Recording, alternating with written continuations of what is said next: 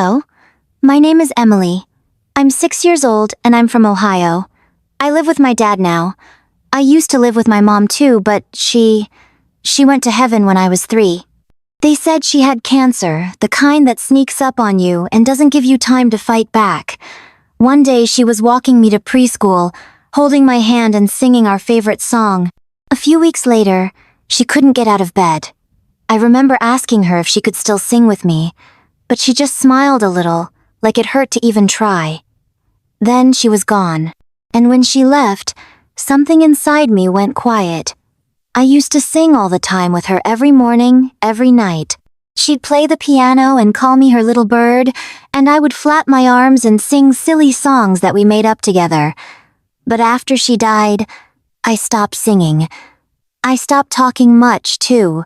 It was just me and Dad, and he tried. He really tried. He would read me bedtime stories and make me pancakes shaped like hearts. But he was so sad. He thought I didn't notice, but I did. Sometimes he'd sit in the kitchen after I went to bed and cry into his hands. He thought I couldn't hear, but I always could. So we both just tried to survive, one quiet day at a time. And then, a few months ago, I started getting really tired. I couldn't keep up in gym class, and I kept getting little purple bruises that didn't go away. Dad thought maybe I was just low on vitamins, but after a lot of tests and scary hospital visits, the doctor sat us down and said I had blood cancer. Stage 4, late. I didn't even know what stage 4 meant, but I saw Dad's face. That was when I saw him cry for real, in front of me. And for the first time, I wasn't scared for me. I was scared for him. I told him it was okay, but I knew it wasn't. The medicine they gave me made my legs weak. So now I sit in a wheelchair most days. Dad puts a soft blanket on my legs, the one Mom made before she passed. It still smells like her sometimes. That night after the hospital, I went into my room and stared at the photo of me and Mom, the one where I'm sitting on her lap and we're both laughing. I whispered, "I guess I'll be seeing you soon." I laughed a little, but then I cried so hard I couldn't breathe. I wanted her. I wanted her to hold me and sing with me and tell me everything would be okay. I missed her hands, her voice, her lullabies. I missed everything. I opened her piano bench, something I hadn't touched in 3 whole years. Inside was a notebook, dusty and tucked away. And in it her handwriting, a song she'd written, a song with my name in it. I don't know why she never finished it. Maybe she didn't get the chance. But the words, they were for me, about me. I started singing it, broken and shaking and crying between the lines. But I didn't stop. I finished her song. And in that moment, I felt her. Not just in the room, I felt her inside me, like she was singing with me again. The next morning, I sang it again, and again. It didn't cure my cancer, but it healed something else. Something bigger. My heart. Dad started listening. One day, after I finished, he just sat down on the floor and cried like a baby. Then he looked at me and said, "You sound just like her." And I don't think he even knew how much that meant to me. Since then, I sing every single day, even when my hair falls out, even when I'm so tired I can barely sit up, even when I throw up between treatments. I sing not because I'm strong, but because it's the only way I can still feel her. The only way I know how to say I love you without saying goodbye. And then I got the call that I was chosen to perform on this stage. I smiled so big it hurt my cheeks.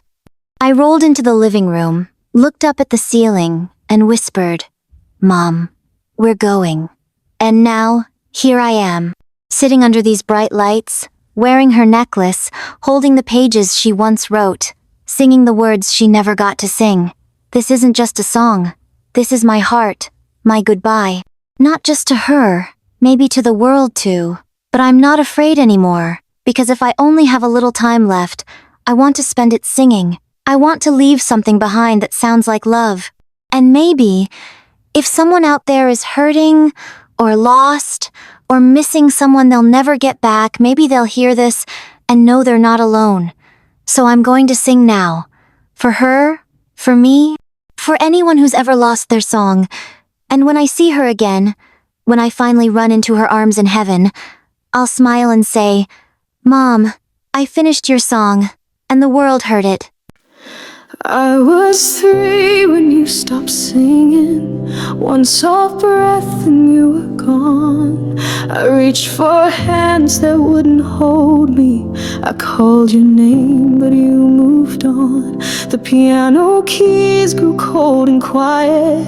Your perfume faded from the air.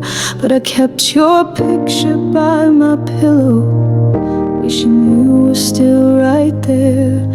They said time would make it easier, but time just made me see I wasn't done being your daughter, and you weren't done loving me. I found your song inside a drawer, half the words and nothing more. Your handwriting said forever, like you knew I'd need the melody. So I sang through the pain, through the silence and the rain, through every chemo night so long. Mama finished your song.